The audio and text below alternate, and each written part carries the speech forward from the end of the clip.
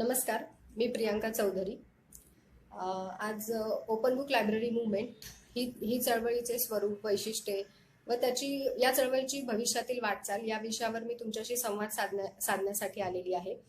एकंदरीत open book library movement म्हणजे काय आणि ती कशा पद्धतीने काम करते या विषयावर मी तुमच्याशी चर्चा करणार आहे. आणि त्याच नंतर आपण तुमचे जे काही या ओपन बुक लायब्ररी मूव्हमेंट किंवा वाचन या चळवळीबद्दल जी काही प्रश्न असतील ती प्रश्न आपण त्यानंतर घेणार आहोत. तर सुरुवातीला जर बघायला गेलं तर ओपन बुक लायब्ररी मूव्हमेंट या चळवळीची प्रेरणा कुठून मिळाली, तर एकंदरीत आपल्या इतिहासाचा विचार केला तर आपला इतिहासच एवढा प्रगल्भ आहे की त्यासाठी आपल्याला दुसऱ्या कोणत्या प्रेरणांची गरज किंवा दुसऱ्या कोणत्या प्रेरणाचे स्रोत घ्यावेच लागत नाहीत, एवढा आपला प्रेरणादायी इतिहास आहे. मग जेव्हा ओपन बुक लायब्ररी मूव्हमेंटची जी काही प्रेरणा आहे ती मला आणि माझे जे काही सहकारी आहेत त्यांना मिळाली ती इतिहासाकडून. कसं 1885 साली सयाजीराव गायकवाड यांनी पहिले फिरते वाचनालय चालू केले होते. त्या वाचनालयाचे स्वरूप कसे होते, तर ते उंट, बैल, घोडे या माध्यमातून पुस्तकांची जे काही आहे ती वाहतूक करत होते. आणि ज्या भागामध्ये ग्रंथालय झालेले नाही आहेत किंवा ज्या भागामध्ये मुलांना खरंच वाचायचं आहे किंवा अनेक लोकांना वाचायचं आहे, अशा लोकांना ते त्या माध्यमातून पुस्तकं जे काही आहे ते वाटत होते आणि त्या माध्यमातून वाचन संस्कृती रुजावी. कारण की कसं आहे, प्रत्येक पुस्तक आपल्याला एक विचार देत असतं आणि एक विचार घेऊन जाणारा माणूसच कुठेतरी एका सकारात्मक समाजाची निर्मिती करत असतो, हे तेव्हा सयाजीराव गायकवाड यांना तेव्हा जाणवले आणि त्यांनी अशा स्वरूपाचे फिरते वाचनालय चालू केले. तर आणि दुसरी गोष्ट म्हणजे त्यांनी जे गाढवाच्या माध्यमातूनही पुस्तकांची वाहतूक करून अतिशय छोट्या स्वरूपाचे वाचनालय चालू केले. म्हणजे एवढं त्यांना त्या काळामध्ये पुस्तकाचं महत्व जाणवत होतं. मग सध्याच्या काळाचा विचार केला तर कुठेतरी आज जी आपली वाचन संस्कृती आहे ती वाचन संस्कृती संपुष्टात येत चाललेली आहे. म्हणून कुठेतरी त्या वाचन संस्कृतीला खतपाणी घालावं आणि त्याचं एका मोठ्या कल्पवृक्षामध्ये रूपांतर करावं असं आम्हाला वाटलं. आणि त्याचंच एक जे स्वरूप आहे ते म्हणजे ओपन बुक लायब्ररी मूव्हमेंट. थोडक्यात काय, छत्रपती शिवाजी महाराजांनी निर्माण केलेल्या स्वराज्यामध्ये जे काही महान पुरुष आहेत त्या महान पुरुषांचा वैचारिक वारसा जतन करण्यासाठी टाकलेले एक पाऊल म्हणजे ओपन बुक लायब्ररी मूव्हमेंट. तर सयाजीराव गायकवाड यांनी 1885 साली अशा स्वरूपाचे पहिले फिरते वाचनालय चालू केले. एकंदरीत भारताचा विचार केला तर त्यांनी जवळपास 2500 ग्रंथालय भारतामध्ये चालू केली आणि यातील अभिमानास्पद आणि कौतुकास्पद बाब म्हणजे त्यांनी यातील 200 ग्रंथालय ही परदेशामध्ये चालू केली होती. सयाजीराव गायकवाड हे स्वतः एक लेखक आणि प्रकाशक पण होते. अशा पद्धतीने त्यांनी वाचन संस्कृती रुजवण्यासाठी आणि समाजामध्ये एक विचार पेरण्यासाठी त्या काळामध्ये काम केले. त्यामुळेच आपल्याला कुठेतरी वाचन संस्कृती रुजवण्यासाठी आणि एक समाजामध्ये विचार निर्माण करण्यासाठी किंवा समाजाला एक वेगळा विचार देण्यासाठी ओपन बुक लायब्ररी मूव्हमेंटच्या माध्यमातून आम्ही काम करत आहोत. गेले 7 ते 8 महिने झाले आम्ही या चळवळीसाठी काम करत आहोत. एकंदरीत जर समजा महाराष्ट्राचा विचार केला तर महाराष्ट्रामध्ये जवळपास आमचे असे 17 बुकशेल लागलेले आहे. या चळवळीची सुरुवात आम्ही पुण्यामधून केलेली आहे. परंतु सुरुवात जरी चळवळीची पुण्यामधून झाली असली तरी जास्तीत जास्त ग्रामीण भागामध्ये या चळवळीच्या माध्यमातून पुस्तक पोहोचवणं आणि असे बरेच भाग आहेत ग्रामीण भाग जिथे अजून पण ग्रंथालय झालेले नाही, कुठेतरी त्या मुलांना किंवा त्या लोकांना वाचनाची गोडी लागावी यासाठी ही चळवळ सध्या कार्यरत आहे. तर मग ओपन बुक लायब्ररी मूव्हमेंटचे स्वरूप किंवा ती कशा पद्धतीने काम करते आणि भविष्यामध्ये तिची काय वाटचाल असेल याची एक थोडक्यात मी तुम्हाला तुमच्यासमोर माहिती सांगणार आहे. तर कसं आहे, जे काही पुस्तक म्हणजे आपण एखादं जर पुस्तक वाचलं तर तेच पुस्तक आपण पुन्हा वाचत नाही. मग अशा आपल्या घरामध्ये जे अडगळीच्या ठिकाणी पडलेली अशी जे पुस्तकं असतात, कारण की कसं आहे, एक पुस्तक वाचल्यावर ते पुस्तक कुठेतरी आपल्या घरामध्ये तसंच पडून राहतं. दुसरं कोणी जर वाचणारं असेल तर ते त्या व्यक्तीपर्यंत जातं, परंतु कालांतराने ते पुस्तक आपण अडगळीत पडलेलं रद्दीमध्ये देतो. मग अशी जी पुस्तकं आहेत ती जर पुस्तकं समजा आपण सगळे, आता सपोज आपण एखाद्या गाव असेल किंवा कॉलनी, अशा जर समजा लोकांच्या अडगळीत पडलेली जी काही पुस्तकं आहेत ती जर समजा एकत्रित केली आणि असे जागोजागी जर बुकशेल लावले, त्याच्यामध्ये जर पुस्तकं जर आपण उपलब्ध करून दिली लोकांना वाचायला, तरुणांना वाचायला, तर मला वाटतं कुठेतरी त्या माध्यमातून समाजात एक सकारात्मक बदल नक्कीच होईल. यासाठी आपण सगळ्यांनी प्रयत्न करायला हवे. तर आम्ही असेच जेव्हा आम्ही पहिला बुकशेल चालू केला ओपन बुक लायब्ररीचा, तो आम्ही कोथरूडमधील जीत ग्राउंड इथे चालू केला आणि त्यामध्ये आम्ही जे काही सहकारी होतो त्यांनी बुकशेल आणला. त्याच्यामध्ये आमच्या जे काही मित्र होते त्यांच्याकडनं पुस्तकं गोळा केली जी त्यांची वाचून झालेली होती आणि ती पुस्तकं तिथे त्या बुकशेलमध्ये लोकांना वाचायला उपलब्ध करून दिली. पण लोकांनाही ती संकल्पना खूप आवडली. म्हणजे कसं आहे, लोकांना कुठेतरी वाटत होतं की आपण चांगली वाचलेली पुस्तकं ही दुसऱ्यांपर्यंत जावी, कारण की प्रत्येक पुस्तक एक आपल्याला एक दिशा देत असतं किंवा एक विचार देत असतं आणि जर आयुष्यात योग्य वेळेला योग्य पुस्तकं वाचल्या गेली की तर त्या माध्यमातून आपल्याला एक चांगली दिशा मिळू शकते आणि यातूनच प्रत्येकाचं एक उज्ज्वल भविष्य घडू शकते. तर त्यासाठी कसं आहे, एक विचार किंवा एक दिशा घेऊन आयुष्यामध्ये पुढे जाणं खूप जास्त गरजेचं आहे. तर मग अशा पद्धतीने जे काही देणगी किंवा लोकांनी डोनेट केलेल्या स्वरूपामध्येच ओपन बुक लायब्ररी मुवमेंट जे आम्ही बुकशेल चालू केले आणि त्याच माध्यमातून लोकांकडनं जे काही डोनेशन येतं त्या माध्यमातूनच आम्ही हे पुस्तकं जे काही ग्रामीण भागामध्ये पाठवतो किंवा शहरी भागामध्ये पण अशी आम्ही ग्रंथालय चालू केलेली आहे. दुसरी गोष्ट म्हणजे आम्ही जे बुकशेल चालू केलेले आहे त्या प्रत्येक बुकशेलला आम्ही एका महान पुरुषांचं नाव दिलेलं आहे.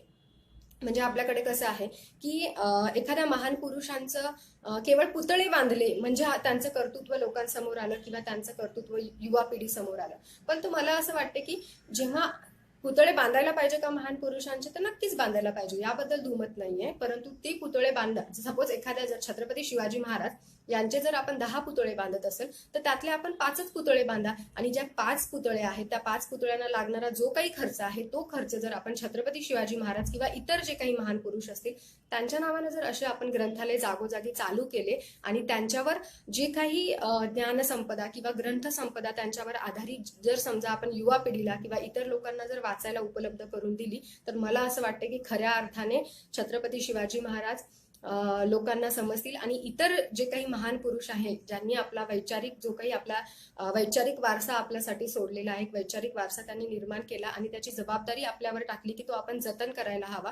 आणि मला वाटतं कुठेतरी त्या माध्यमातून एक वेगळा विचार, एक महान पुरुषांनी केलेला कार्य कुठेतरी युवा पिढी पुढे त्या माध्यमातून येऊ शकतो. कारण की प्रत्येक महान पुरुष किंवा छत्रपती शिवाजी महाराज हे आपल्याला केवळ नावापुरते युवा पिढी पुढेपर्यंत पोहोचवायचे नाहीये, तर शिवाजी महाराजांचं कर्तृत्व, शिवाजी महाराजांनी हे स्वराज्य निर्माण करण्यासाठी केलेला संघर्ष, त्या संघर्षाची जाणीव आणि या स्वराज्य निर्माण करण्यासाठी इतर मावळ्यांनी केलेलं जे काही कार्य आहे किंवा त्यांनी सांडलेलं रक्त, या संघर्षाची आणि त्याची जर जाणीव युवा पिढीमध्ये निर्माण करायची असेल, छत्रपती शिवाजी महाराजांनी निर्माण केलेल्या स्वराज्याची ज्योत जर युवा पिढीमध्ये तेवत ठेवायची असेल तर त्यासाठी अशा पद्धतीनं त्यांच्यावर आधारित ग्रंथसंपदा आणि ज्ञानसंपदा युवा पिढीला वाचायला उपलब्ध करून देणं हे खूप जास्त गरजेचं आहे. तिसरं जर बघायला गेलं तर अशा पद्धतीने आम्ही प्रत्येक बुकशेलला एका महान पुरुषांचं नाव देतो. तिसरं वैशिष्ट्य म्हणजे आज कसं झालंय बघा, ग्रामीण भागाचा विचार केला तर 1500च्या वर ज्या ठिकाणची लोकसंख्या आहे त्या भागामध्येच आपल्याला शासकीय अनुदान असलेली ग्रंथालय वगैरे चालू झालेली दिसतात. म्हणजे शासनानं आपल्या परीने जे काही शक्य आहे ते तिथपर्यंत शासन पोहोचलं. परंतु महाराष्ट्राचा जर उर्वरित महाराष्ट्राचा विचार केला गेला तर आजही ग्रामीण भागामध्ये ग्रंथालय झालेली नाहीये आणि जे काही 1500च्या आतल्या जे काही गावाची लोकसंख्या आहे त्या गावामध्ये आजही ग्रंथालय आपल्याला नाहीयेत. म्हणजे यासाठी आपण ग्रामीण भागामध्ये जास्तीत जास्त ग्रंथालय निर्माण करायला हवीत. म्हणजे कसं असतं की प्रत्येक व्यक्तीला कुठेतरी आपल्या आयुष्यामध्ये पुढे जाण्यासाठी, एक दिशा दाखवण्यासाठी पुस्तकं हे एक दिशादर्शकाचं काम करत असतात. चांगली पुस्तकं जर वाचलेली असेल तर व्यक्तीला आयुष्यामध्ये एका चांगला मेंटॉर भेटत असतो. म्हणजे केवळ आपल्याला जर समजा आयुष्यामध्ये आपल्या दिशा ठरवायची असेल, योग्य वेळेला योग्य गोष्टी जर समजायच्या असतील तर एका दिशादर्शकाची आपल्या आयुष्यामध्ये खूप मोठी भूमिका असते. परंतु केवळ एखादा व्यक्तीच आपल्याला आपल्या आयुष्यात दिशा दाखवू शकतो का? तर नाही. चांगली पुस्तकं जी आपण वाचलेली आहेत ती कुठेतरी आपल्या आयुष्यामध्ये आपल्याला दिशा दाखवण्याचं काम करत असतात. त्यामुळे जास्तीत जास्त ग्रामीण भागामध्ये या चळवळीच्या माध्यमातून ग्रामीण भागामध्ये जो काही स्पार्क आहे, त्यात जे काही मुलं आहेत ज्यांना काहीतरी करायचं आहे, स्वतःचं अस्तित्व घडवायचं आहे आणि अशा मुलांना कुठेतरी या चळवळीच्या माध्यमातून वाचनासाठी पुस्तकं उपलब्ध करून द्यायची आहेत. आणि हे एक तिसरं वैशिष्ट्य आहे. आणि चौथं वैशिष्ट्य जर ओपन बुक लायब्ररी मुवमेंटचं सांगायचं झालं तर सध्या कसं झालंय की शहरी भागाचा विचार केला गेला तर आजकाल लोकांचं एक लाईफ खूप बिझी झालंय, बिझी शेड्यूल असतो लोकांना. म्हणजे सॅटर्डे संडे सुट्टी असल्यावर त्यावेळेला ग्रंथालयाला मोस्टली सुट्टी असतं, त्यामुळे त्यांना ग्रंथालयात जाऊन पुस्तकं वाचणं होत नाही. आणि ग्रंथालयाला खूप सारे रेस्ट्रिक्शन असतात, त्यामुळे विशिष्ट वेळेत तुम्हाला विशिष्ट वेळेतच तुम्हाला पुस्तकं मिळतात आणि विशिष्ट दिवसांसाठीच मिळतात. मग लोकांना कुठेतरी पुस्तकं वाचताना फार कमी वेळ मिळतो किंवा त्यांची वाचन होत नाहीत. मग एकंदरीत लोकांचा आजकालचा पुस्तकांबद्दलचा असलेला ओढाच कमी होत चाललेला आहे, त्यामुळे वाचनाचं प्रमाण खूप खूप कमी होत चाललेलं आहे. परंतु कसं आहे, आपल्याला आपला इतिहास जिवंत ठेवायचा असेल ना, तर कुठेतरी ही वाचन संस्कृती टिकणं खूप जास्त गरजेचं आहे. मग जे माणसाला मुक्त करणाऱ्या पुस्तकाला बंदिस्त स्वरूपात आपण का ठेवायचं? तर मग जेवढी लोकांना वाचनालयाला जेवढं मुक्त स्वरूप येईल, जसं ओपन बुक लायब्ररी मुवमेंट ही 24 तास आणि 7ही दिवस चालू असल्यामुळे त्याला कुठल्याही प्रकारचे रेस्ट्रिक्शन नाहीये. पुस्तक तुम्ही एकदा घेऊन गेल्याच्या नंतर तुमचं वाचून झाल्यावर आणून ठेवा किंवा विशिष्ट वेळेतच आणून ठेवा, असलंही कुठलं म्हणजे त्यासाठी बंधन नाहीये. तर मग अशी जर समजा वाचनाला कुठेतरी मुक्त स्वरूप आलं, तर मला असं वाटते जे काही सध्या वाचनाचं कमी होत चाललेलं प्रमाण आहे, कुठेतरी ते प्रमाण वाढवण्यामध्ये आपल्याला एक नक्कीच त्याच्यामध्ये याचं थोडंफार तरी त्यामध्ये फरक पडेल. सो त्यामुळे आपण वाचनालयाला मुक्त स्वरूप आणि मुक्त स्वरूपाची अशी वाचनालय जागोजागी निर्माण झाली पाहिजे, यासाठी आपण प्रयत्न करायला हवे. आज जर समजा शहरी भागाचा विचार केला तर शहरी भागामध्ये तुम्हाला चौकामध्ये तुम्हाला मॅकडॉनल्ड्स वगैरे दिसतात, परंतु आज स्वातंत्र्याची एवढी वर्ष होऊन किंवा आपल्या देशालाच सगळ्यात जास्त प्रगल्भ असा इतिहास लाभलेला आहे. पाश्चिमात्य देशांचा जर विचार केला गेला तर पाश्चिमात्य देशामध्ये त्यांचे इमॅजिनरी सुपर हिरोज आहेत, बॅटमॅन असेल, स्पायडरमॅन असेल, परंतु आजही आपल्या युवा पिढीचं, आपल्या तरुण छोट्या लहान मुलांचा विचार केला तर त्यांना सुपरमॅन आहे, त्यांना बॅटमॅन माहिती आहे. परंतु त्याच लहान मुलांना छत्रपती शिवाजी महाराज, डॉक्टर बाबासाहेब आंबेडकर, महात्मा फुले किंवा सावित्रीबाई फुले यांचा संघर्ष फार कमी मुलांना माहिती आहे किंवा ह्याचं प्रमाण फार कमी होत चाललेलं आहे. त्यामुळे आपल्या इतिहासाला जतन करण्याची जबाबदारी ही आपल्यावर आहे. आणि आपल्या इतिहासाला जतन करायचं असेल, आपला वैचारिक जर समजा वारसा जतन करायचा असेल, आपले जे काही या महाराष्ट्राच्या या देशाच्या मातीत जे काही महान पुरुष जन्माला आले, जी रत्न या महाराष्ट्राच्या मातीत, या देशाच्या मातीत जन्माला आली, ती खरी होती. त्यांनी मोठा संघर्ष केला. एवढा वैचारिक वारसा, एवढा संघर्ष आपल्या देशाला लाभलेला असताना आपण आज आपल्या लहान मुलांच्या तोंडावर ह्या इमॅजिनरी सुपर हिरोजची नावं किंवा ती नावं येतात, ही खूप दुर्दैव आहे आपलं. यासाठी आपण प्रयत्न करायला हवं. त्यासाठी वाचन संस्कृती टिकणं, लहानपणापासून मुलांना कुठेतरी आपण ते बाळकडू पाजणं त्यांना खूप जास्त गरजेचं आहे. तरच कुठेतरी मला असं वाटतं आपला इतिहास आपण जतन करू किंवा जिवंत ठेवण्यासाठी आपलं काहीतरी योगदान असेल. तर मग असे हे चौकाला आपल्याला मॅकडॉनल्ड्स दिसतात. कुठेतरी ज्या दिवशी आपल्याला हे चौकाला असे ग्रंथालय दिसतील, म्हणजे ओपन बुक लायब्ररी मुवमेंटने आज चौकामध्ये ग्रंथालय चालू केलं.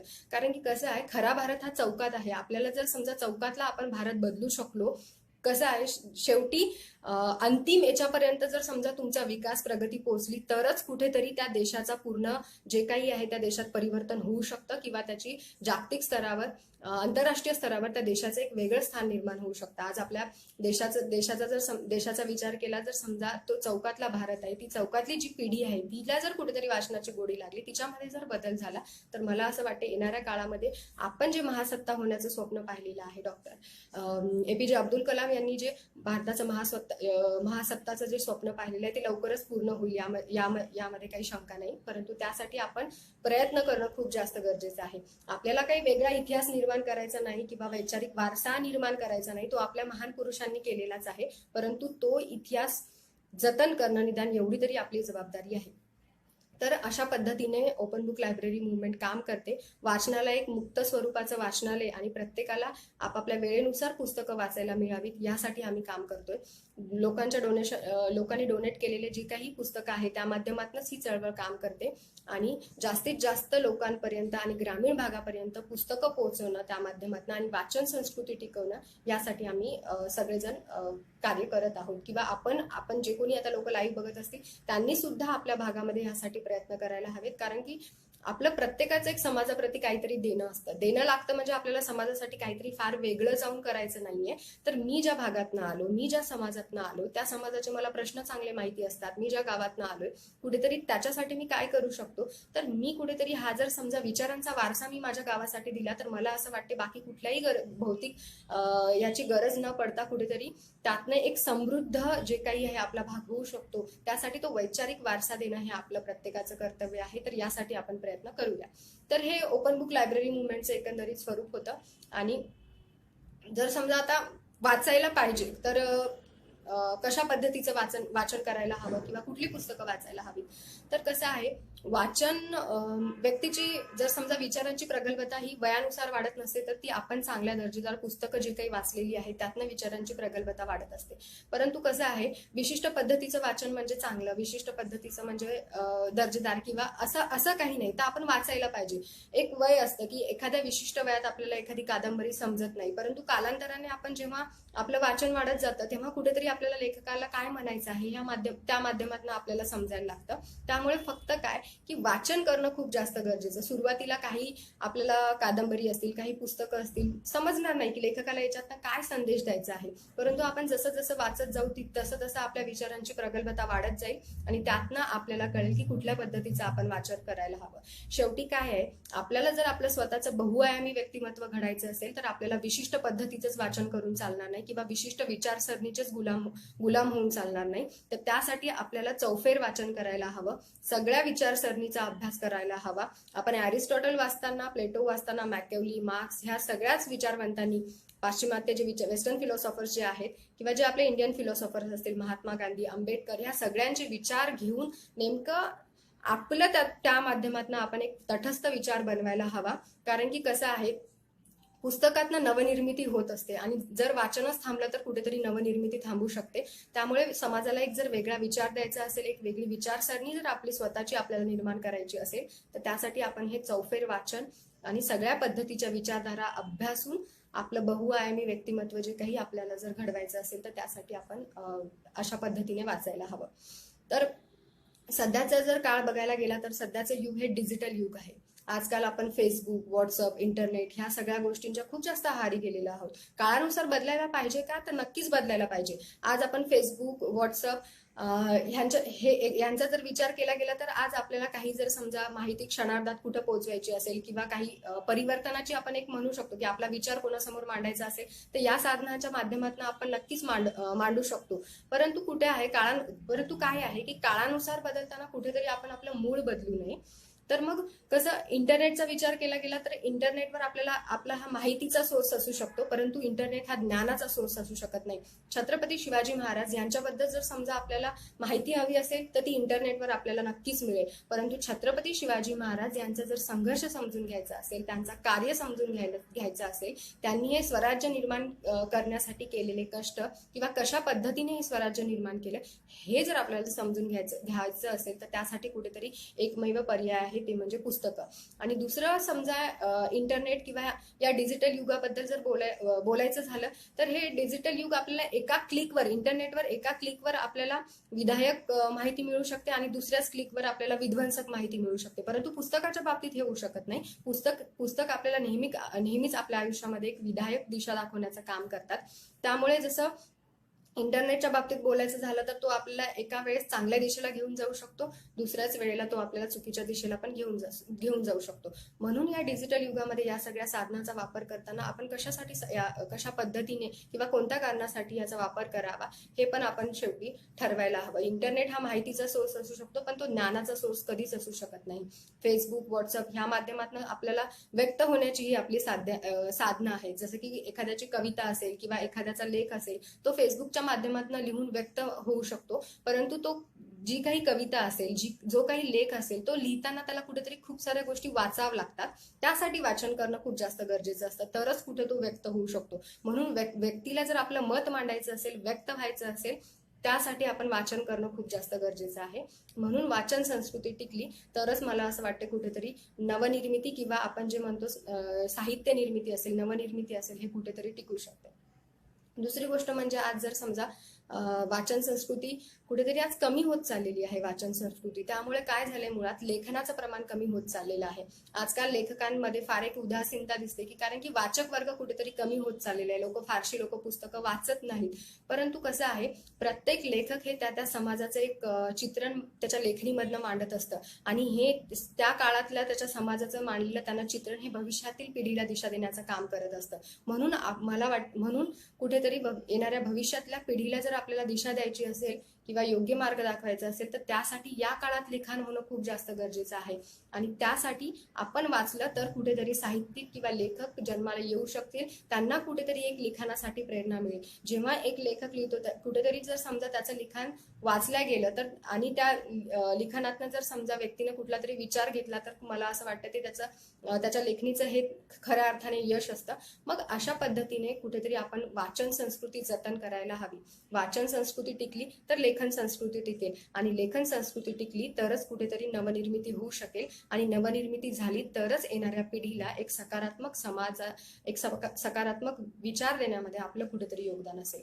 आज आपण सगळे म्हणतो की सध्याची जे काही 10 किंवा 15 वर्षाच्या दरम्यानची जी काही मुलं आहेत त्यांच्यामध्ये कुठेतरी त्यांच्याकडे एक विचार नाही, त्यांची वैचारिक प्रगल्भता फार कमी आहे. पण मला काय म्हणायचं आहे की पिढीला दोष देऊन चालत नाही हो. ती पिढी घडवण्यासाठी आपण काय करतोय, आपण त्या मुलांना घडवण्यासाठी त्यांना वाचन, जसं की आज आपण म्हणतो की ती मुलं मोबाईलच्या खूप जास्त आहारी गेलेली आहेत. कारण की काय झालंय, मोबाईल आज प्रत्येक घरामध्ये आज आपल्याला मोबाईल मिळतं, पण प्रत्येक घरामध्ये आज ग्रंथ आणि पुस्तकं असतील असं आपण नाही सांगू शकत ना. तर मग कुठेतरी ती जी साधनं त्यांना मिळतील ते त्याचा वापर करणार. त्यामुळे शेवटी काय, जसं जे आपण पेरतो तेच उगवणार.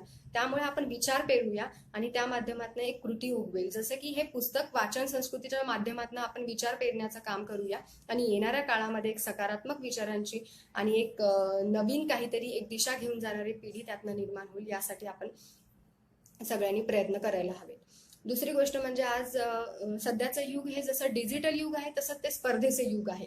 आज जर समजा बरेच ग्रामीण भागाचा जर विचार केला तर बरेच मुलं आहेत त्यांना कुठेतरी योग्य वेळात योग्य पद्धतीने पुस्तकं मिळत नाहीत वाचनाचं. मग एकंदरीत जर समजा जागतिक स्तराचा विचार केला किंवा जेव्हा ही मुलं शहरी भागात येतात तेव्हा त्यांना कुठेतरी या स्पर्धेचा खूप मोठा सामना करावा लागतो. खूप मोठी स्पर्धा त्यांना दिसते. मग कुठेतरी या मुलांचं खच्चीकरण व्हायला सुरुवात होते. त्यांच्यामधला जो काही आत्मविश्वास त्यांचा कमी होत जातो. मग कुठे या मुलांनी जर समजा योग्य वेळात जर योग्य पुस्तकं वाचली तर मला असं वाटतं त्या माध्यमातून त्यांना नक्कीच त्यांचा आत्मविश्वास किंवा एक प्रेरणा त्यातनं मिळू शकेल. कारण की कसं आहे, माझ्या स्वतःच्या मी उदाहरणावरनं तुम्हाला सांगते. मुळात मी ग्रामीण भागातली आहे. आज मी पुण्यामध्ये जरी माझं शिक्षण चालू असलं तरी मी ग्रामीण भागातली आहे. मला लहानपणापासून वाचनाची आणि लेखनाची आवड होती. परंतु कसं आहे ना, आपल्या महाराष्ट्राचा जर विचार केला गेला तर महाराष्ट्रामध्ये पुणे आणि मुंबई तुम्हाला मुळात वाचायचं आहे तर ग्रंथालय नाहीत. ग्रंथालय असतील तर त्यामध्ये दर्जेदार पुस्तकं नाही आहेत. आणि जर समजा तुम्हाला दुकानामधून जरी पुस्तकं खरेदी करायची असतील तर आज पुणे आणि मुंबई या सिटी व्यतिरिक्त तुम्हाला उर्वरित महाराष्ट्रामध्ये कुठेच तुम्हाला ग्रंथालय या चांगल्या दर्जेदार ग्रंथाची किंवा साहित्याची पुस्तकं किंवा दुकानं आपल्याला मिळत नाहीत.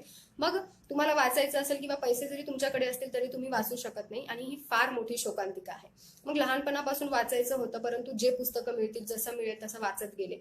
पण जेव्हा मी पुण्यामध्ये शिकायला आले तेव्हा कुठेतरी मला जाणवलं की माझे जे काही समवयस्क मित्र आहेत किंवा इतर लोकांशी टीचर्स वगैरे जेव्हा मी त्यांच्याशी चर्चा करत होते तेव्हा कुठेतरी मला जाणवलं माझं वाचन फार कमी पडते. त्या लोकांनी ह्या गोष्टी अगोदरच वाचल्या आहेत परंतु मी त्या गोष्टी माझ्यापर्यंत अजून आले नाही किंवा वाचल्या सुद्धा नाहीत. मग ही मनात कुठेतरी त्यामुळे खूप एक उदासीनता आली होती. परंतु तेव्हा ठरवलं की ठीक आहे, आपण तेव्हा नाही तर नाही निदान आता आपल्याला चांगली संधी मिळाली आहे, चांगलं ग्रंथालय मिळाले तर आपण त्याचा फायदा करूया.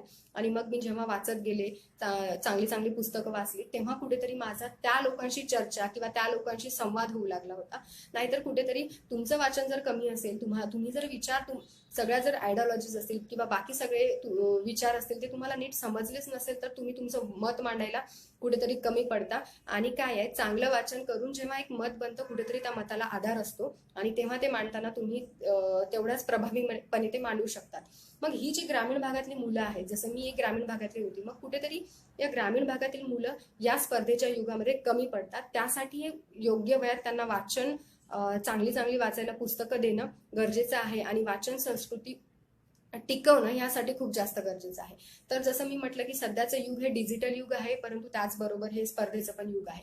आज एमपीएससी, यूपीएससी ह्या जर स्पर्धा परीक्षेचा विचार केला गेला तर तुम्ही केवळ या स्पर्धा परीक्षेची तयारी करताना विशिष्ट पुस्तक वाचूनच चालत नाही ना, की विशिष्ट पुस्तक मी वाचलं आणि मी परीक्षा पास झालो असं नाही. तर तुम्हाला एका एका टॉपिकसाठी वेगवेगळे रेफरन्स बुक आहेत ते तुम्हाला वाचावं लागतात. मग कुठेतरी आपल्याला जर वाचनाची सवय नसेल तर या स्पर्धेच्या युगामध्ये आपण कुठेतरी कमी पडू. त्यामुळे लहानपणापासूनच वाचायची जर सवय लावली तर त्यातून आपल्याला येणाऱ्या स्पर्धेशी पण सामना करताना त्याचा नक्कीच फायदा होईल असं मला वाटतं. दुसरी एक गोष्ट म्हणजे आज आपण 1991 साली आपण एलपीजी मॉडेल स्वीकारलं आणि त्यानंतर जागतिकीकरणाचे वारे आपल्या भारतामध्ये वाहू लागले आणि आता संपूर्ण जगच एक जागतिक व्यासपीठ किंवा एक जागतिक व्यासपीठ झालेलं आहे. जागतिकीकरणाच्या माध्यमातून आज आपण सगळ्या जगाशी कनेक्ट झालेलो आहोत. तर मग कुठेतरी या जागतिकीकरणाच्या काळामध्ये आज आपण जेव्हा भारताची विकसित देशासोबत आपण तुलना करतो, आपल्या देशाची विकसित देशाबरोबर जेव्हा तुलना करतो ती की विकसित देशांचा जीडीपी, युएसएचा जीडीपी सपोज एवढा आहे, मग भारताचा एवढा आहे, जीएनपी, जीडीपी किंवा रुपयाची व्हॅल्यू डॉलरच्या तुलनेत एवढी. म्हणजे ह्या भौतिक गोष्टीचाच आपण विचार किती दिवस करणार आहोत. वैचारिक विचार किंवा वैचारिक तुलना आपण जोपर्यंत करत नाही तोपर्यंत आपल्या देशातील तरुण आपल्या देशाला आपण वेगळी दिशा देईल असे मला तरी नाही वाटत. कारण की आज आपण बघतो की भारताचा इतिहासाचा जर समजा मागे जाऊन आपण विचार केला तर याच देशामध्ये तक्षशिला असेल, नालंदा यासारखी मोठी विद्यापीठं होती आणि याच मोठ्या विद्यापीठामध्ये कुठेतरी दर्जेदार ग्रंथालय होती. परंतु त्यांचा ऱ्हास झाल्याच्या नंतर मला असं वाटते आजही आपण जागतिक दर्जाची ना विद्यापीठं निर्माण करू शकलो ना जागतिक दर्जाची एवढा वैचारिक ऐतिहासिक वारसा लाभलेला असताना सुद्धा आपण जागतिक ग्रंथालय त्या दर्जाची म्हणजे चांगल्या दर्जाची जागतिक ग्रंथालय अजूनही निर्माण करू शकलो नाही. ही फार मोठी शोकांतिका आहे. म्हणून जोपर्यंत आपण विकसित देशांची केवळ जीडीपी, जीएनपी या व्यतिरिक्त जोपर्यंत वैचारिक तुलना होत नाही किंवा वैचारिक तुलना आपण करणार नाही तोपर्यंत मला असं वाटतं कुठेतरी आपल्या पिढीला किंवा येणाऱ्या नवीन पिढीला आपण योग्य किंवा वेगळी दिशा या माध्यमातून नक्कीच दिसणार नाही. तर ही वैचारिक तुलना होणं फार जास्त गरजेचं आहे. जसं मी म्हटलं की मी मुळात ग्रामीण भागातली असल्यामुळे जेव्हा मी ग्रामीण आणि शहरी भागाचा विचार जेव्हा मी करत होते माझ्या गावी असताना तेव्हा मला असं वाटत होतं ग्रामीण आणि शहरी भागातली ही दरी म्हणजे केवळ कपड्यांची दरी आहे किंवा लाईफस्टाईलची दरी आहे. म्हणजे शहरी भागातलं लाईफस्टाईल म्हणजे विशिष्ट पद्धतीचं किंवा ग्रामीण भागातलं लाईफस्टाईल म्हणजे विशिष्ट पद्धतीचं असेल आणि कपडे पण विशिष्ट पद्धतीचे, ही एवढीच मला दरी दिसत होती. परंतु जेव्हा मी पुण्यात आले, जेव्हा माझा इतर लोकांशी संवाद सुरू झाला तेव्हा मला कळलं की ही केवळ कपड्यांची दरी नाहीये. ग्रामीण आणि शहरी भागाची जी आहे दरी ही केवळ कपड्यांची दरी नाही तर ती दरी आहे विचारांची. वैचारिक दरी या भागामध्ये वैचारिक दरी खूप मोठी आहे आणि जोपर्यंत ग्रामीण आणि शहरी भागातली वैचारिक दरी मिटत नाही तोपर्यंत मला असं वाटतं कुठलंही खेडं हे स्वयंपूर्ण खेडं होऊ शकणार नाही. जर समजा प्रत्येक महात्मा गांधीजींनी जी काही स्वयंपूर्ण खेड्याची संकल्पना मांडली ती जर प्रत्यक्षात आणायची असेल तर मला असं वाटतं कुठेतरी हे वैचारिक दरी मिटवणं खूप जास्त गरजेचं आहे आणि ही वैचारिक दरी आपल्याला पुस्तक रूपी पूल बांधूनच कुठेतरी आपल्याला ही वैचारिक दरी त्या माध्यमातून मिटवता येईल. तर यासाठी आपण प्रयत्न करायला हवे. दुसरी एक गोष्ट सांगायचं झालं तर आज आपण वाचन करताना कसं आहे की सध्या आपण बघतो की लहान मुलांच्या बाबतीत जर विचार केला गेला तर आज सुरुवातीचा जर काळ बघितला गेला तर लहान मुलं ती छोटी छोटी बालमित्र असेल त्यातील चित्र वगैरे अशी बघत होती किंवा त्यातनं ते काहीतरी एक वेगवेगळे प्राणी असतील वेगवेगळ्या पुस्तकातनं बघत होती. परंतु हल्ली मुलांना काय हातात मोबाईल असल्यामुळे त्यांचा पुस्तकांशी काही संबंधच येत नाही. डायरेक्ट मोबाईलवर कुठल्याही प्रकारचं बडबड गीते असतील किंवा काय मोबाईलवर असल्यामुळे ती मुलं पुस्तकांच्या जवळ जात नाहीत किंवा पुस्तकांचा त्यांचा फारसा संबंध येत नाही. परंतु कसं आहे जेव्हा व्यक्ती पुस्तक बघत असतो किंवा एखादा पुस्तक वाचत असतो त्यातनं तो कल्पना करत असतो. मग ह्या लहान मुलांना जर आपण डायरेक्ट मोबाईल त्यांच्या हातामध्ये दिली तर मला असं वाटतं कुठेतरी त्यांची कल्पना शक्तीला गंज लागू शकते आणि जेव्हा काय होतं जेव्हा व्यक्ती कल्पना करतो तेव्हा तो कुठेतरी काहीतरी मूल्य निर्मिती करत असतो किंवा नवनिर्मिती करत असतो आणि ही जर कल्पना शक्तीच त्या लहान मुलांची जर समजा कमी झाली तर मला असं वाटतं येणाऱ्या काळामध्ये त्यांच्यावरच त्याचा खूप विपरीत परिणाम होईल. कारण की प्रत्येक पुस्तकातनं आपण कल्पना करत असतो. एक कल्पना शक्ती ही पुस्तकांच्या किंवा वाचनाच्या माध्यमातून व्यक्तीची निर्माण होत असते. त्यामुळे आपण सगळ्यांनी वाचन संस्कृती रुजवण्यासाठी वाचन टिकवण्यासाठी आपण प्रयत्न करायला हवे. आज आपण एकंदरीत जर समजा महाराष्ट्राचा जर विचार केला गेला तर आज शहरी भागाचा विचार केला गेला तर शहरी भागामध्ये 80,000 लोकसंख्येमागे एक वाचनालय आहे आणि ग्रामीण भागाचा विचार केला गेला तर ग्रामीण भागामध्ये 11,500 लोकसंख्येमागे एक वाचनालय आहे. म्हणजे एवढी ही तफावत. आता शासकीय पातळीवर वाचनालय बांधण्यासाठी प्रयत्न होत नाहीये का? तर ठीक आहे, शासनाला जेवढं शक्य आहे तेवढ्या परीने शासनाने आपल्या परीने प्रयत्न केले असतील, पण एक व्यक्ती म्हणून आपली काही जबाबदारी आहे याचं पण आपण भान ठेवायला हवं. आपण ज्या भागातनं आलो त्या भागात जर ग्रंथालय नसेल तर आपण सगळ्यांनी मिळून प्रयत्न करायला हवे.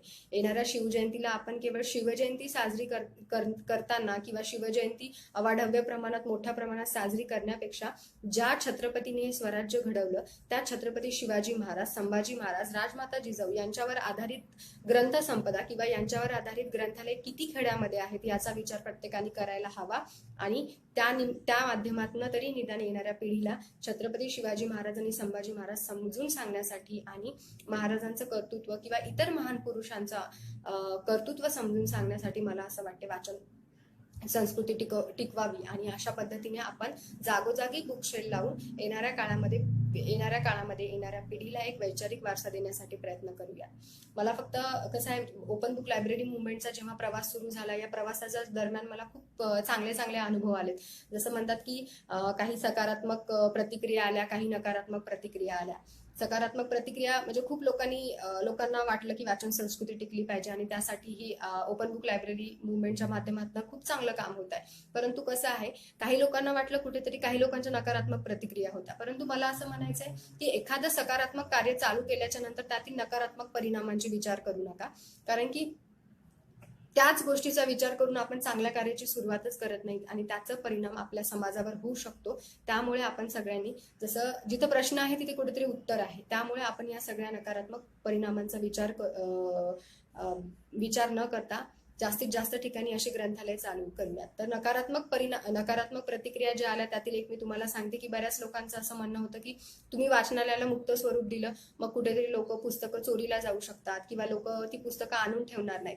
पण मला काय म्हणायचंय, कशाची चोरी होतीये? पुस्तकांची चोरी होतीये ना, तर होऊ द्यात ना, चांगल्या गोष्टीसाठीच होत असणार आहे पुस्तकांची चोरी. शेवटी काय आहे, प्रत्येक पुस्तक एक विचार देत असतं आणि मुद्दाम कोणी पुस्तकांची चोरी करणार नाही. की विशिष्ट ग्रंथालयामधनं मी जर समजा एखादं पुस्तक घेतलं असेल, परंतु काही कारणामुळे मला ते पुस्तक जर समजा तिथे नेऊन ठेवता नाही आलं तर कदाचित पण नाही ठेवता आलं तरी काही प्रॉब्लेम नाही, परंतु ते पुस्तक तुम्ही स्वतःकडे ठेवू नका, तर ते दुसरं कोणाला तरी द्या. कारण की या माध्यमातून आपल्याला केवळ पुस्तकांची देवाणघेवाण नाही करायची आहे, तर विचारांची देवाणघेवाण करायची आहे. आणि तो विचार स्वतःपाशी साठवून ठेवण्यापेक्षा मला असं वाटते कुठेतरी तो विचार आपल्याला पसरवणं खूप जास्त गरजेचं आहे. आणि त्यासाठी ते पुस्तक त्या ग्रंथालयातच आणून ठेवावं असं काही नाहीये. तर तुम्ही ते पुस्तकं इतरांना द्या, म्हणजे ते वाचू शकतील. असं जर आपण तो विचार जर पसरत गेलो तर मला असं वाटतं कुठेतरी त्यातून एक सकारात्मक समाजाची नक्कीच त्या माध्यमातून निर्मिती होईल. शेवटी काय, पुस्तकं किंवा ग्रंथ ही काही कपाटात सजवून ठेवायची गोष्ट नाहीये. तर आपण जी काही चांगली पुस्तकं वाचलेली आहेत ती चांगली पुस्तकं कुठेतरी येणाऱ्या काळातील इतरांना वाचता यावी किंवा इतर जे काही आपली येणारी पिढी आहे त्या पिढीला कुठेतरी त्या माध्यमातून एक विचार घेता यावा, यासाठी आपण सगळ्यांनी प्रयत्न करायला हवे. आता दुसरी, जेव्हा ओपन बुक लायब्ररी मुवमेंटचा आम्ही प्रवास सुरू झाला त्यातील काही अनुभव आहेत. फक्त मला ते एक दोन अनुभव मी तुमच्याशी शेअर करेन. की आम्ही जेव्हा नांदेड जिल्ह्यातील कोथळा या गावामध्ये बुकशेल चालू केला तेव्हा लोकांचा याला फारसा सकारात्मक प्रतिसाद नव्हता. परंतु मी त्यांना म्हटलंय की तुम्ही फक्त परमिशन द्या, आम्ही आमच्या पद्धतीने जे काही प्रयत्न करायचे आहेत ते प्रयत्न करू. आणि मग तिथे त्यांनी आम्हाला परमिशन दिली आणि आम्ही तिथे लायब्ररी चालू केली. मग जेव्हा त्यांनी कार्यक्रम ठेवला तेव्हा माझा त्या मुलांशी कुठेतरी प्रत्यक्ष संवाद झाला. त्यातील प्रत्येक मुलाला काहीतरी करायचं होतं, कोणाला डॉक्टर व्हायचं होतं, कोणाला इंजिनियर, कोणाला समाजासाठी काहीतरी करायचं होतं, कोणा मुलीला शिक्षिका व्हायचं होतं. मला म्हणायचंय की या प्रत्येक ग्रामीण भागातील मुलांमध्ये स्पार्क असतो. मग यातील फक्त काही मुलंही पुढे येताना दिसतात आणि जी काही बऱ्यापैकी मुलंही आपल्याला कुठेतरी त्याच ग्रामीण भागापुरती मर्यादित दिसतात. मग हे असं का होतं? कारण की त्यांना योग्य वेळात कुठेतरी, घरी कसं आहे, घरी शैक्षणिक वातावरण नसतं. शैक्षणिक वातावरण नसल्यामुळे त्यांना दिशा देणारं किंवा गायडन्स योग्य पद्धतीने मिळत नाही. परंतु जर चांगली पुस्तकं त्या मुलांना जर वाचली असेल तर कुठेतरी मला असं वाटतं की त्या मुलांना त्या माध्यमातून दिशा मिळेल. आज डॉक्टर बाबासाहेब आंबेडकरांचं जर उदाहरण घ्यायचं झालं तर डॉक्टर बाबासाहेब आंबेडकर यांनी घडलेत कशामुळे, की त्यांनी सुरुवातीपासून चांगली दर्जेदार पुस्तकं वाचली, त्यांनी वाचन चालू ठेवलं आणि त्या वाचनाच्या माध्यमातूनच घडले. मग ह्या मुलांना जर समजा कुठेतरी चांगली चांगली पुस्तकं वाचायला मिळाली, तर मग कुठेतरी या मुलांना कळेल की ते म्हणजे जेव्हा मी मुलांशी संवाद साधला तेव्हा ते बोललेत की आम्हालाही शिकायचं आहे, परंतु घरचे परमिशन देणार नाहीत पुढच्या शिक्षणाची. मुलींचं असेल, मग शेवटी काय की घरचे म्हणतात की तुम्हाला शिकून नोकरी लागणार आहेत का मुलींच्या बाबतीत. पण मला सांगा, शिक्षण हे फक्त नोकरीपुरतं मर्यादित आहे का? म्हणजे नोकरी लागली म्हणजे शिकायचं असं काही आहे का? तर अजिबातच नाही. शिक्षणाच्या माध्यमातून आपल्याला व्यक्तीला स्वतःचं अस्तित्व घडवता येतं. स्वबळावर आपल्याला जे काही आहे, आपल्या अधिकारांसाठी जे काही आपले अधिकार असतील किंवा स्वबळावर उभं राहायला शिकवतं ते म्हणजे शिक्षण. खरं आणि खोटं यातील तुलना करायला किंवा जे खरं आहे त्याच्या मार्गाने जायला आपल्याला प्रवृत्त करतं ते म्हणजे शिक्षण. यासाठी आपण शिकायला हवं, ना की केवळ नोकरी लागण्यासाठी आपण शिकायला हवं. मग मला असं वाटतं त्या ग्रामीण भागातील मुलांना जर योग्य वयात डॉक्टर बाबासाहेब आंबेडकर वाचायला मिळाले, योग्य वयात जर त्या मुलींना सावित्रीबाई फुले यांनी स्वतःच्या शिक्षणाबरोबरच इतर स्त्रियांच्या शिक्षणासाठी समाजातील जे काही गतिहीन कालबाह्य प्रथांना विरोध करून कुठेतरी त्यांनी विरोध केला आणि स्त्रियांना शिक्षणाचा अधिकार प्राप्त करून देण्यासाठी त्यांनी जो संघर्ष केला, तो संघर्ष, सावित्रीबाईंचा संघर्ष, डॉक्टर बाबासाहेब आंबेडकर यांचा शिक्षणासाठीचा जो संघर्ष त्या मुलांना कळाला, तर मला असं वाटतं कुठेतरी निदान ते मुलं स्वतःच्या शिक्षणासाठी तरी बंडखोरी करतील. दुसऱ्यांच्या शिक्षणासाठीच जाऊ द्या, पण निदान स्वतःच्या शिक्षणासाठी किंवा स्वतःच्या अस्तित्वासाठी तरी ते स्टँड घेऊ शकतील. तर आपण ह्यासाठी वाचन संस्कृती टिकणं खूप जास्त गरजेचं आहे. सध्याचा काळ बदलत चाललेला आहे, वाचनाचं प्रमाण कमी होत चाललेलं आहे, परंतु कुठेतरी वाचनाचं प्रमाण जर कमी होत गेलं तर मला असं वाटतं त्यातनं खूप मोठं आपल्या समाजाचं नुकसान होऊ शकतं आणि त्याचबरोबर कुठेतरी युवा पिढीचं त्या माध्यमातून खूप मोठं नुकसान होऊ शकतं. म्हणून ग्रामीण भागामध्ये आपण जास्तीत जास्त ठिकाणी ग्रंथालय बांधायला हवी आणि त्यासाठी आपण सगळ्यांनी एक व्यक्ती म्हणून प्रयत्न करायला हवेत. आपण ज्या भागातनं आलेलो आहोत, मी जर सपोज ग्रामीण भागातनं आलेली आहे, तर त्या ग्रामीण भागातनं मी शहरामध्ये आले, मी जग पाहिलं, तर कुठेतरी मी या शहरामध्ये आल्याच्या नंतर माझ्या गावाकडे वळून बघायला हवं. माझ्या गावातील काय प्रश्न आहेत, माझ्या गावातील मुलं आहेत, त्यांना शिकायचं आहे का, त्यांना पुढे जायचं आहे का, तर मग कुठेतरी त्या मुलांना येण्यासाठी मी काय प्रयत्न करू शकतो ह्याचं पण आपण एक सामाजिक भान ठेवायला हवं आणि त्यासाठी प्रयत्न करायला हवे. कारण की कसं आहे, जेव्हा मी त्या ग्रामीण भागातील लोकांशी बोलले तेव्हा ते बोलले की गेल्या 15 वर्षांपासून आम्ही वाचनालय चालू करण्यासाठी प्रयत्न करत आहोत. म्हणजे एखाद्या सकारात्मक कार्याची सुरुवात होण्यासाठी 15 वर्ष एवढा वेळ खर्ची घालणं म्हणजे तुम्ही एका पिढीचं नुकसान केले. असं कित्येक पिढ्याचं नुकसान आपण करणार आहोत. आता मला वाटते हीच योग्य वेळ आहे. या वेळेला आपण जर समजा केलं तर त्याचे येणाऱ्या काही काळामध्ये आपल्याला नक्की चांगले परिणाम दिसतील. दुसरी गोष्ट म्हणजे आपल्याला असं वाटतं व्यक्तीचा संवाद हा व्यक्तीसोबतच होऊ शकतो, परंतु असं काही नाही. जेव्हा जर आपण आज जर समजा सध्या कोरोना ह्या काळामध्ये आपण जर एकंदरीत परिस्थितीचा विचार केला तर लोकांमध्ये नैराश्याचं प्रमाण खूप जास्त वाढलेलं आहे. त्यात तरुणांचा वाटा खूप जास्त, की तरुणांमध्ये नैराश्याचं प्रमाण खूप वाढलेलं आहे. परंतु मला म्हणायचं आहे की जर समजा आपण चांगली पुस्तकं वाचलेली असेल, चांगला विचार जर घेतलेला असेल, तर आपल्याला कुठेतरी व्यक्तीशी संवाद करावा असं नाही, तर आपण जे काही चांगली पुस्तकं वाचलेली आहे, जे काही चांगला विचार घेतलेला आहे, त्या विचारातनं कुठेतरी त्या पुस्तकांशी आपला संवाद होऊ शकतो आणि ती पुस्तकं आपल्याला सतत एक प्रेरणा देण्याचं काम करत असतात. म्हणून एक नैराश्यावर मात करण्यासाठी सुद्धा चांगली पुस्तकं वाचणं गरजेचं आहे. म्हणजे एवढं पुस्तकांचं व्यक्तीच्या आयुष्यामध्ये महत्व आहे. त्यासाठी आपण सगळ्यांनी वाचन संस्कृती टिकवण्यासाठी प्रयत्न करायला हवे. मी फक्त तुम्हाला एक आजोबांचा प्रसंग सांगते की जेव्हा आम्ही ओपन बुक लायब्ररी मुवमेंट चालू केली तेव्हा एक आजोबा होते. त्यांचं कसं होतं की त्यांना सुरुवातीपासून वाचनाची आवड होती, परंतु कुठेतरी त्यांनी जे काही त्यांना जॉब होता त्याच्यातनं ते काही पैसे वाचून त्यांनी आपलं एक ग्रंथालय तयार केलं होतं. खूप सारी पुस्तकं घेतली होती, ती वाचली त्यांनी. आणि नंतर कालांतराने काय झालं की त्यांच्याच घरात त्यांच्या पुस्तकांची अडचण होत होती. मग त्यांना आणि वाचणारं कुणी नसल्यामुळे तो वैचारिक वारसा पुढे जाणार नाही हे त्यांना वाटलं.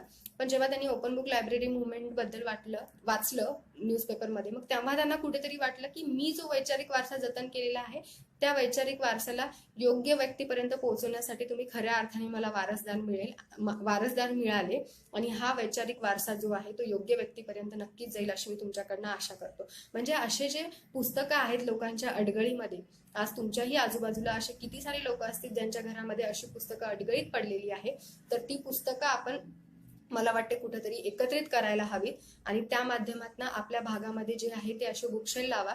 त्या बुकशेलमध्ये त्या बुकशेलला एका महान पुरुषांचं नाव द्या आणि त्या महान पुरुषांचं नाव दिल्याबरोबरच त्याच्यामध्ये त्यांच्यावर आधारित जी काही ग्रंथसंपदा आहे ती ग्रंथसंपदा जर समजा तुम्ही त्यांच्यामध्ये जर समजा उपलब्ध करून देऊ शकला तर मला असं वाटतं येणाऱ्या पिढीला त्या माध्यमातून नक्कीच तुम्ही एक वेगळी दिशा दाखवण्याचं काम कराल आणि एक पिढी घडवण्यामध्ये तुमचं नक्कीच काहीतरी आपलं सगळ्यांचं जे काही आहे ते सहकार्य असेल. कारण की आपल्याला पिढीला दोष द्यायचा नाहीये, पिढीला दोष देण्यापेक्षा ती पिढी घडवण्यासाठी आपण काय काम केलं किंवा ती पिढीला एक वेगळा विचार देण्यासाठी आपण काय केलं ह्याचा आपण विचार करायला हवा आणि त्यासाठी आपण सगळ्यांनी प्रयत्न करायला हवेत.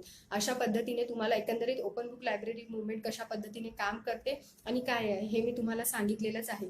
राहिला प्रश्न, ही चळवळ एका विशिष्ट वर्गापुरती किंवा गटापुरती मर्यादित नाही. आज चळवळीला सुरुवात आम्ही केली असली किंवा ही चळवळ आम्ही जरी त्या करत असलो किंवा पुढे नेण्याचा आमचा मानस असला तरी मला असं म्हणायचं आहे की या चळवळीचा आपण प्रत्येक जण भाग आहात. शेवटी काय या समाजाप्रती आपल्या प्रत्येकाचं काहीतरी देणं लागतं आणि हा समाज घडवण्यासाठी आपण सगळ्यांनी मिळून प्रयत्न करूया. आपण सगळे या चळवळीचा भाग आहात. आपापल्या ठिकाणी असे बुकशेल लावा ज्या ठिकाणी आम्हाला शक्य आहे, आमच्या परीने जे शक्य आहे आम्ही ती तुम्हाला मदत करू. पुस्तकांची असेल किंवा इतर जे काही आर्थिक सहकार्य करायचं असेल त्या माध्यमातून आम्ही तुम्हाला नक्कीच मदत करू. परंतु तुम्ही सुरुवात करा. आम्ही प्रत्यक्ष जरी नाही येऊ शकलो तरी तुम्ही एक ग्रंथालय चालू केलं एवढा जरी आम्हाला निरोप दिला तरी पण आमच्यासाठी त्या माध्यमातून आपण सगळ्यांनी मिळून प्रयत्न करूयात आणि जे काही तुम्हाला सहकार्य लागणार आहे ते सहकार्य आम्ही जे काही माझे सहकारी असतील किंवा आम्ही सगळे मिळून प्रयत्न करूयात. परंतु त्यासाठी आपण सगळ्यांनी मिळून सुरुवात करणं खूप जास्त गरजेचं आहे. दुसरी एक गोष्ट सांगायचं तर ओपन बुक लायब्ररी मुवमेंटला एक मुक्त स्वरूपाचा आहे. त्यामुळे हा जो पुस्तकांच्या मुक्तीसाठी शेवटी काय एक पुस्तक व्यक्तीला मुक्त बनवत असतं आणि एक मुक्त व्यक्तीच एका मुक्त समाजाची निर्मिती करत असतो. त्यामुळे जी काही पुस्तकं आहे, जी काही ग्रंथालय आहे, ग्रंथालयाला मुक्त स्वरूप येऊ द्या आणि त्या माध्यमातून आपण सगळ्यांनी जो काही ओपन बुक लायब्ररी मुवमेंटच्या माध्यमातून जो पुस्तकांसाठी जो काही पुस्तकांच्या मुक्तीसाठी जो लढा उभारलेला आहे त्या लढ्यामध्ये आपण सगळ्यांनी मिळून सहभागी होऊयात. आपला जो काही इतिहास आहे तो इतिहास इतर लोकांपर्यंत पोहोचवण्यासाठी आणि आपल्या पिढीला कळावा यासाठी आपण सगळ्यांनी मिळून प्रयत्न करूयात. शेवटी काय आपल्या जर स्वातंत्र्य लढ्याचा आपण विचार केला गेला तर ब्रिटिशांनी जेव्हा पाश्चिमात्य शिक्षण आपल्या देशामध्ये आणलं तेव्हा कुठेतरी त्या माध्यमातून त्यांनी समता, स्वातंत्र्य वगैरे ह्या सगळ्या जे काही संकल्पना आहेत ते संकल्पना आपण कुठेतरी वाचल्या. त्यांनी त्यांच्या फायद्यासाठी जरी शिक्षणाचा प्रसार केला असला तरी परंतु त्यांनी जे काही त्यांचे विचारवंत होते, उदारमतवादी विचारवंत होते, मिल असेल, रॉल असेल, यांचे जेव्हा आपण विचार वाचले तेव्हा कुठेतरी आपल्याला जाणीव झाली की हे जे ब्रिटिश आहे ते कुठेतरी आपल्यावर अन्याय करतायत आणि आपण कुठेतरी गुलामीत जगत आहोत. तर मला असं वाटतं की एक खूप चांगलं वाक्य आहे की व्यक्तीला आपण गुलाम आहोत याची जाणीव करून देतात ती म्हणजे पुस्तकं. म्हणजे आपण एखाद्या विचारसरणीचे गुलाम होण्यापासून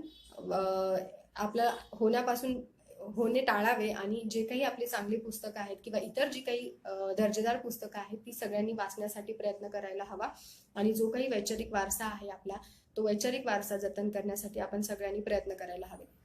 ओपन बुक लायब्ररी मुवमेंट बद्दल जे काही तुमचे प्रश्न असतील किंवा इतर जे काही तुम्हाला तुमच्या गावामध्ये जर समजा चालू करायचं असेल तर मग त्यासाठी आपण आमचं एक ओपन लायब्ररी मुवमेंट वाचकांची चळवळ असं पेज आहे. त्या पेजला तुम्ही त्या पेजच्या माध्यमातून तुम्ही आमच्याशी संपर्क करू शकता आणि आपण सगळ्यांनी जो काही पुस्तकांच्या मुक्तीसाठी जो काही स्वातंत्र्य लढा उभारलेला आहे तो लढा आपण सगळ्यांनी त्या लढ्यासाठी किंवा त्या लढ्यामध्ये आपण सगळ्यांनी सहभागी होऊयात. कारण की ही चळवळ एका वर्गापुरती किंवा गटापुरती मर्यादित नाहीये, तर ही चळवळ आपल्याला जनचळवळ बनवायचं आहे आणि या जनचळवळीच्या माध्यमातून जो काही विचार आहे त्या विचाराची साखळी आपल्याला निर्माण करून समाजामध्ये एक सकारात्मक विचार पसरवायचा आहे. तर त्यासाठी आपण सगळ्यांनी मिळून प्रयत्न करूया.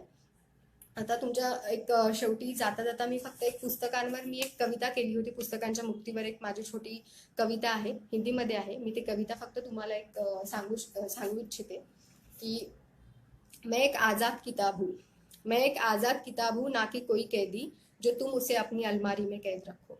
मैं एक आज़ाद किताब हूँ ना कि कोई कैदी जो तुम उसे अपनी अलमारी में कैद रखो. मैं एक रूह हूँ, मैं एक निशानी हूँ, मैं एक निशानी हूँ उस हर एक कलमगार की. मैं एक रूह हूँ, मैं एक निशानी हूँ उस हर एक कलमगार की जो लिखी गई किसी के याद में. जो लिखी गई किसी के याद में इस समाज के परिवर्तन में, जो लिखी गई किसी के याद में इस समाज के परिवर्तन में, इस देश के इतिहास को जीवित करने में, इस देश के इतिहास को जीवित करने में, तुम्हें गुलामी से आजाद करने में, तुम्हें गुलामी से आजाद करने में। हाँ मैं एक आजाद किताब हूँ, हाँ मैं एक आजाद किताब हूँ जो बंदिशों को नकारती है। तर मित्रांनो, आपण सगळ्यांनी पुस्तकांसाठी जो काही आपण लढा उभारलेला आहे पुस्तकांच्या मुक्तीसाठी, त्या पुस्तकाच्या स्वातंत्र्य लढ्यामध्ये आपण सगळ्यांनी सहभागी होऊया आणि आपल्या भागामध्ये अशी जास्तीत जास्त तुम्ही ग्रंथालय चालू करण्याचा प्रयत्न करा आणि त्या माध्यमातून तुम्हाला जे काही आमचं सहकार्य लागणार आहे ते आम्ही नक्कीच सहकार्य करू, परंतु सुरुवात करा, कारण की जेव्हा सुरुवात होईल कुठेतरी आपल्याला येणाऱ्या काळामध्ये त्याचे नक्कीच चांगले परिणाम बघायला मिळतील। तर आता जे काही तुमचे प्रश्न असतील त्यातील एक आपण काही प्रश्न घेऊयात।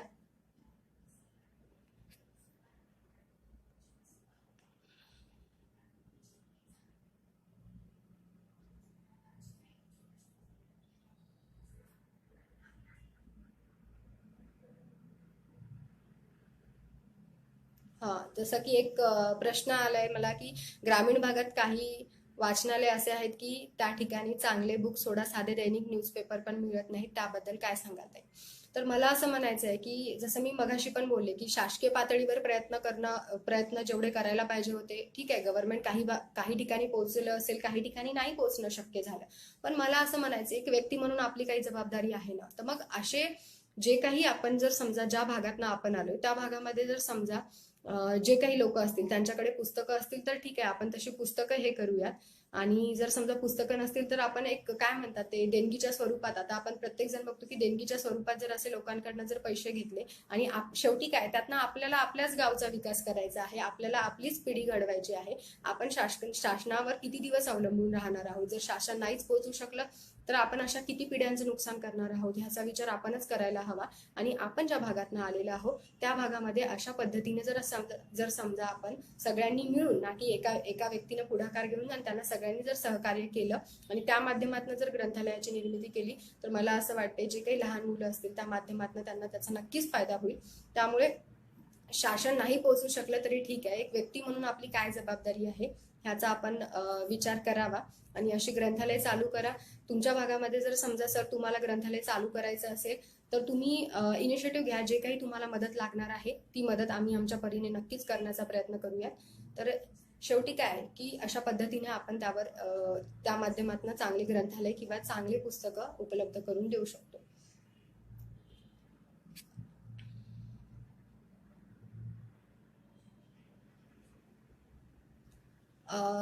हा, मोबाईलवर पण पुस्तकं वाचायला मिळतात। शेवटी ठीक आहे, मोबाईलवर पण पुस्तकं वाचायला मिळतात, पण मला असं वाटतं की एक मोबाईलचा विचार केला गेला तर किती वेळ आपण वाचून वाचून शेवटी त्याचा आपल्या शरीरावर वेगवेगळे परिणाम होऊ शकतात। आणि पुस्तकांच्या बाबतीत जर बोलायचं झालं की प्रत्येक एक मर्यादा येतात की प्रत्येक मोबाईलवर पुस्तकं वाचताना आपल्या डोळ्यावर ताण पडू शकतो, त्यामुळे अनेक आपल्याला प्रॉब्लेम येऊ शकतात।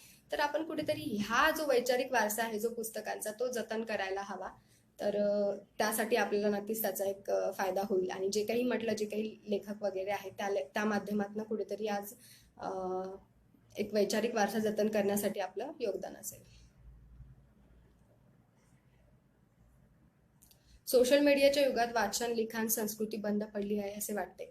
तर मी जसं म्हटलं की सोशल मीडियाचा जर समजा वापर किती करावा एखाद्या गोष्टीचा शेवटी काय जसे सकारात्मक परिणाम आहेत तसेच नकारात्मक परिणाम आहेत। सोशल मीडियावर व्यक्त व्हायचं असेल किंवा तुम्हाला माहिती मिळवायची असेल तर नक्कीच मिळते, परंतु सध्या काय झालंय की सोशल मीडिया आज संपूर्ण जगाचं म्हणजे मी जसं म्हटलं की आज मोबाईल प्रत्येकाकडे असल्यामुळे काय झालंय की प्रत्येक जण सोशल मीडियाचा किंवा जास्त वापर करतो, परंतु घरोघरी आपल्याला ग्रंथालय दिसत नाही किंवा पुस्तकं दिसत नाहीत। मग कुठेतरी वाचनाचं प्रमाण त्या माध्यमातून एक कमी होत चाललेलं आहे। सोशल मीडियाचा वापर करा, परंतु त्याचबरोबर कुठेतरी आपण चांगली पुस्तकं वाचायला हवीत। आणि ते खरंच आहे की सोशल मीडियाचा अतिरेक केल्यामुळे कुठेतरी आज वाचनाचं प्रमाण कमी होत चाललेलं आहे, परंतु आपण त्यासाठी वाचन संस्कृती रुजवण्यासाठी प्रयत्न करणे आणि त्या माध्यमातून एक विचार समाजामध्ये देणे खूप जास्त गरजेचं आहे। डिजिटल युगामुळे लिखाण व वाचनाची गोडी कमी झाली आहे का? तर हो, सध्या डिजिटल युगामुळे कसं झालंय की एखाद्या गोष्टीचा जास्त आपण अतिरेक केलाय कुठेतरी, तर त्या अतिरेक केल्यामुळे मुळात काय झालंय की लोकांमध्ये वाचनाची गोडी कमी होत चाललेली आहे. आणि जसं की आपण केवळ डिजिटल युगाला दोष देऊन चालणार नाही, तर आज एकंदरीत ग्रामीण भागाचा आज आज आपण जसं म्हणतो की आपल्या समाजातील प्रश्नांबाबत खूप जास्त सतर्क झालेलो आहोत. त्यामुळे गांभीर्याने जर समाजाकडे बघितलं तर त्याचे आपल्याला प्रश्न खूप मोठे मोठे दिसायला लागतात. आणि त्यातून जेव्हा मी समाजाकडे बघत होते तेव्हा कुठेतरी मला असं वाटलं की ग्रामीण भागामध्ये अजूनही असे भाग आहे जिथे ग्रंथालय नाहीये.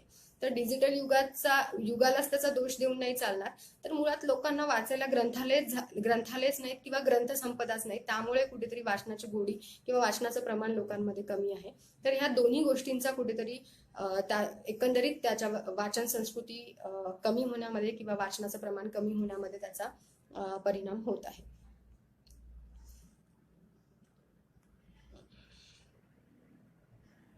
हा, तर एक प्रश्न आता शेवटचा घेते की ताई नेमकं काय वाचायला पाहिजे बुद्धी प्रगत होण्यासाठी? तर मी जसं म्हटलं की एखादं विशिष्ट पुस्तक जर आपण वाचलं असेल तर सुरुवातीला बऱ्याच वेळा काय होतं की आपल्याला ते पुस्तक नाही समजत किंवा त्या पुस्तकात लेखकाला काय म्हणायचं आहे हे आपल्याला लक्षात येत नाही. परंतु जर समजा कालांतराने जर आपण तेच पुस्तक एक बरंच वाचन झालेलं असेल किंवा आपण एक आपल्या खूप सारं वाचन केल्याच्या नंतर म्हणतात ना, एक व्यक्तीला विचारांची प्रगल्भता येते, ती आल्याच्या नंतर नेमकं आपल्याला त्या लेखकाला काय म्हणायचं हे समजतं. त्यामुळे पण काय होतं, एखादं पुस्तक वाचलं समजलं नाही की आपण सोडून देतो. कुठलं वाचायला हवं, तर जसं जसं व्यक्ती मोठं होत जातो तसं तसं त्याला काय वाचावं हे याचं भान येत जात असतं आणि विचाराची प्रगल्भता व्यक्तीची वाढत जात असते. त्यामुळे काय आहे, तर सुरुवातीला तुम्ही वाचन करणं खूप जास्त गरजेचं आहे की विशिष्ट पद्धतीचं तुम्ही वाचन केलं म्हणजे तुमची लगेच बुद्धी प्रगत होईल का? तर नाही. त्यासाठी सुरुवात काय करावं लागेल की मी जसं म्हटलं माझ्या उदाहरणावरनं देते की मी जेव्हा लहान होते तेव्हा फार काही दर्जेदार म्हणायचंच नाही कुठलं मला किंवा कुठलंच दर्जेदार किंवा कुठलंच असं लेखन नसतं.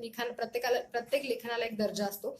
मग तेव्हा मी जसं वाचत गेले पण कुठेतरी मला असं वाटतं की तेव्हा मी जे वाचन केलेलं आहे, भलेही त्याचा मला फारसा फायदा झाला नसेल, परंतु त्या वाचनामुळे कदाचित माझा या गोष्टीकडे बघण्याचा दृष्टिकोन बदलला किंवा एक वेगळा जे दृष्टिकोन मला मिळाला ते वाचनामुळे.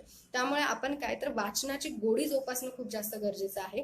आणि जेव्हा आपण वाचन करू आणि काही काळानंतर आपल्यालाच कळायला लागतं की विशिष्ट कुठलं वाचन आपण करायला हवं आणि कुठलं आपण टाळायला हवं, हे आपल्याला आपल्या वाचनाच्या जसं जसं वाचत जाऊ किंवा जास्तीत जास्त ग्रंथ वाचत जाऊ तेव्हा तेव्हा आपल्याला लक्षात येत जाईल.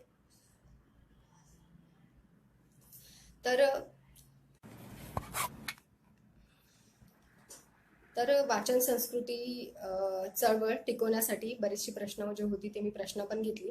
वाचन संस्कृती जे काही आहे ते टिकवण्यासाठी आपण सगळ्यांनी मिळून प्रयत्न करूया. असे जे ग्रंथालय जर आपण चालू केले, सध्याचं डिजिटल युग, बरेच प्रश्न होते की मोबाईलवर वगैरे मिळते का, वाचायला मिळते, परंतु मला असं म्हणायचं आहे की पुस्तकांशी आपली जी नाळ जोडलेली आहे ती नाळ तुटता कामा नये. कारण की ती जर नाळ टिकली तर मला असं वाटतं कुठेतरी येणाऱ्या काळामध्ये वाचन संस्कृती टिकेल. त्यामुळे वाचन संस्कृती टिकवण्यासाठी आपण सगळ्यांनी प्रयत्न करूयात. आपल्या भागामध्ये असे तुम्ही बुकशेल्फ चालू करा, जी काही तुमची सुरुवातीला काही मोजकी पुस्तकं तुम्ही त्या ग्रंथालयामध्ये असतील तरी ठीक आहे, परंतु हळूहळू जसं जसं काळ येत जाईल त्याच्यात अजून पुस्तकं येत जातील. आम्ही पण तुम्हाला आमच्या पद्धतीने जे काही सहकार्य शक्य आहे ते सहकार्य करू. परंतु तुम्ही सगळ्यांनी प्रयत्न करणं खूप जास्त गरजेचं आहे. तुमच्या भागामध्ये असे बुकशेल्फ चालू करा. त्यामध्ये तुम्ही ग्रंथसंपदा तुमच्या जवळ जे आहे ती ग्रंथसंपदा, तुमचे जे काही सहकारी असतील त्यांच्याकडनं अशी पुस्तकं घ्या. शेवटी काय, एकदा वाचून झालेली पुस्तकं आपण काही पुन्हा नाही वाचत. मग ती जी काही दर्जेदार पुस्तकं आहे ती त्या ग्रंथालयामध्ये उपलब्ध करून द्या. म्हणजे तुम्ही जो काही चांगला विचार वाचलेला आहे तो चांगला विचार तुम्हाला इतरांपर्यंत पोहोचण्यासाठी त्या माध्यमातून नक्कीच मदत होईल. तर आपण सगळे या चळवळीचा भाग आहात आणि आपण सगळ्यांनी मिळून वाचन संस्कृती टिकवण्यासाठी प्रयत्न करूया. तर झकास मराठी या फेसबुक पेजनी मला तुमच्या सगळ्यांशी संवाद साधण्यासाठी आणि ओपन बुक लायब्ररी मुवमेंट या चळवळीबद्दल तुम्हाला थोडक्यात माहिती सांगण्यासाठी आणि एकंदरीत वाचन संस्कृती टिकवण्यासाठी जे काही आपला हातभार आहे तो लावण्यासाठी आणि इतरांनाही वाचन संस्कृती टिकवावी आणि वाचनाची गोडी लागावी यासाठी बोलण्यासाठी आमंत्रित केले. त्याबद्दल मी झकास मराठी या पेजचे संपूर्ण टीमचे आणि पेजचे खूप खूप धन्यवाद मानते. आणि आपण सगळेजण संपर्कात राहून मिळून वाचन संस्कृती टिकवण्यासाठी प्रयत्न करूया. धन्यवाद.